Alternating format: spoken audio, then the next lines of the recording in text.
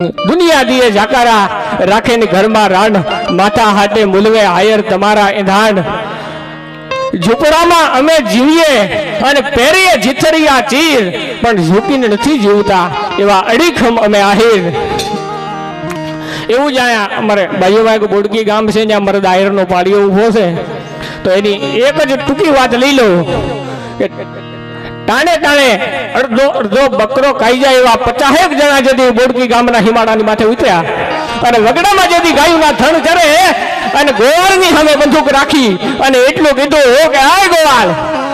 તારા ગાયુના ધણ છે અમારા ઘોડાના ડાબાની મોર કરી દે નકર અહીંયા ફડાકા થાય આગળ હા અને ગોવાળે કીધું કે નહીં બાપા તમે કયો એમ તો ઘણા લોકોને અત્યારે એમ થાય કે ગોવાળ બીતો હતો કે કાયર હતો તો ઈ બીતોય નહોતો ને ઈ કાયરે નહોતો પણ એના ખભા ઉપર જવાબદારી હતી પોતાના મા બાપની પોતાના બાળ બચ્ચાની અને પોતાના ઘર પરિવારની જવાબદારી હતી અને ઈ જવાબદારી ઈ માણસ સમજી શકે કે જેણે વખતે આ જવાબદારી નિભાવી હોય હા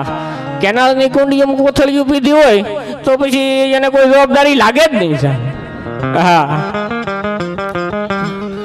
मौज शोक हरवू भरवू बधु आ देश में छूटशे पण घर में एक अनुशासन होवू जरूरी है ई बे ज व्यक्ति राखी सके एक दीकरो अने बीजो बाप मारी दीकरी क्या छे मारी पत्नी क्या छे मारी दीकरी शू करे छे मारी पत्नी शू करे ई बाप ने खबर होवी जोईए अने ई दुश्मनो छे ई गायुना धण वाली अने न्याथी निकळ्या अने गाम में देखारो थो गावड़ियों ने वाली जाए मावड़ियों ने बचावी लेजो मारो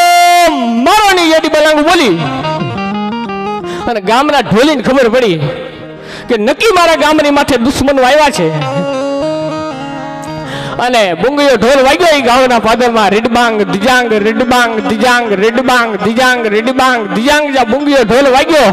अने गामना पादरमा राहता भादरका नामनो मरदा मरद आयर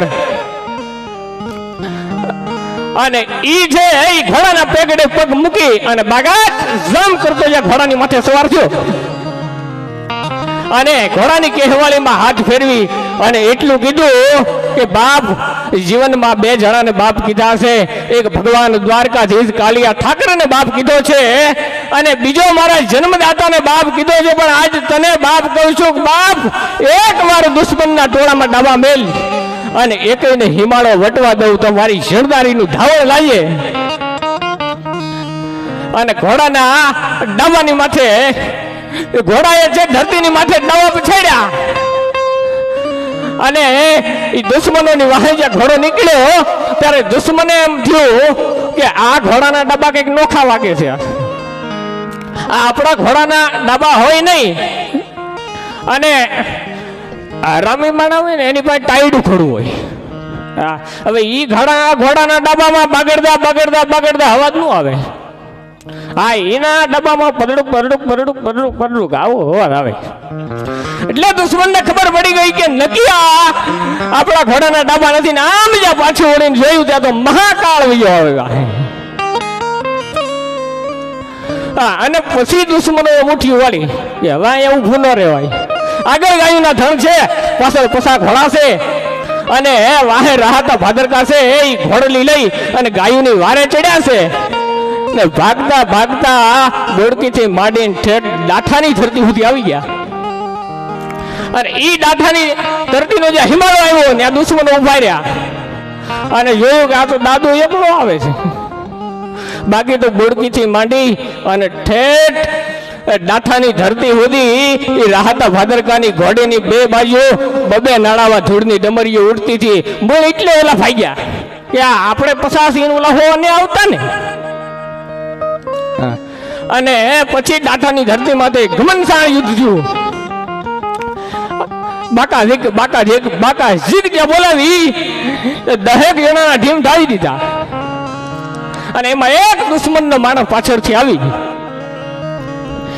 અને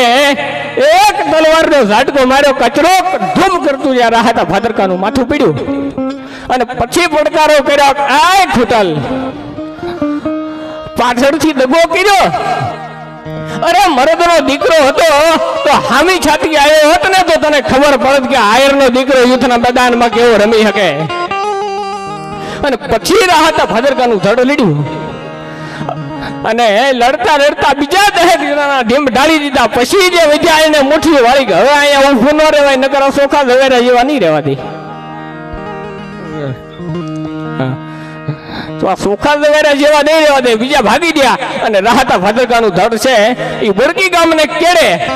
ગાયોના ધણને વાળી અને ઠેઠ બોડકી ગામના હિમાડા સુધી એ ગાયોના ધણને લાવી દીધા. અને ન્યા પછી રાહતા ભાદરકાનું ધડ પડ્યું. આજ પણ એ બોડકી ગામના પાદરમાં જાઓ તો રાહતા ભાદરકાનો પાળીઓ ઉભો છે, કોઈના બાપથી હિમાડો સડાય નહીં સાહેબ. હા, અને હવે વધારે સમય નથી પણ છેલ્લે ઘણા મિત્રોનો ભાવ છે એટલા માટે ટૂંકમાં સપાખર આગળ લઈ લો. હિન્દુઓ શાલિગ્રામ મહારાણો પ્રતાપ હલ્દી ઘાટીના મેદાનમાં ઘમનસાણ યુદ્ધ જડી થયું. અને ઈ હિન્દુઓ શાલિગ્રામ મહારાણો પ્રતાપ જડી હલ્દી ઘાટીના મેદાનમાં ઉતર્યો. પણ કેવો લાગે છે? લીડા હલ્દી મેદાન માથે યવનોની ફોજ સામે વરવાને હાલા શાહી મોગલોની ફોજ સામે એકલો ધાઈકો રાનો ચોકોના બનાનો વેડા રાજપૂતી ફોજ માથે તોય લીડા નરબંકા મહાદેવ નામ ધારી હાર હાર હાર હાર હાર હાર. સાહેબ બીજી વાર આ સપાખર બીજું બોલું છું. ફરી વાર જયારે હર હર આવે ત્યારે 2 હાથ ઊંચા કરી અને વારી વારી એકવાર હર હર નો નાદ કરજો.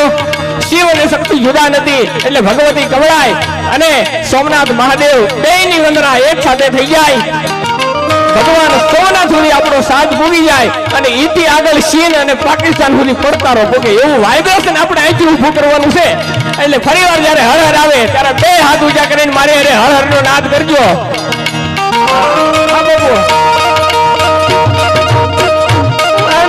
હલ્દી મેદાનમાં તો યવનોની ફોજ સામે વરવાને હાલે શાહી મોગલોની ફોજ સામે એકલો ધાઈકો રાનો એકતા વિના તો પુના મંડાણ માંડ્યા રાજપૂતી ફોજ માટે તો લેડાના રૂપકમાં હરેવો નામ ધારી હાર હાર હાર હાર હાર હાર હાર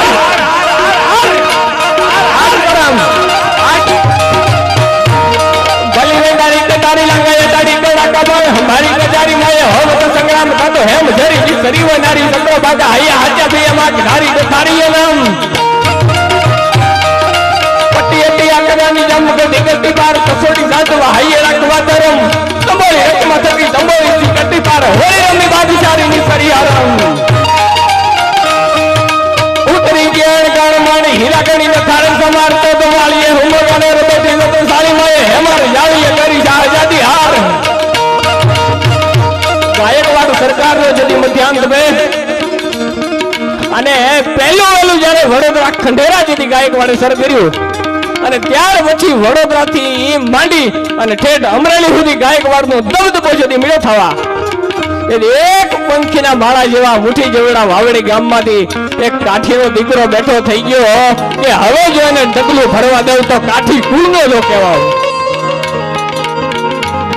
અને ધારીની બજારમાં ધોળાદી એક કાગળ મૂક્યો અને ઈ કાગળ જદી ગાયકવાડના વડા જે હતા એને વાંચ્યો અને કાગળમાં લખ્યું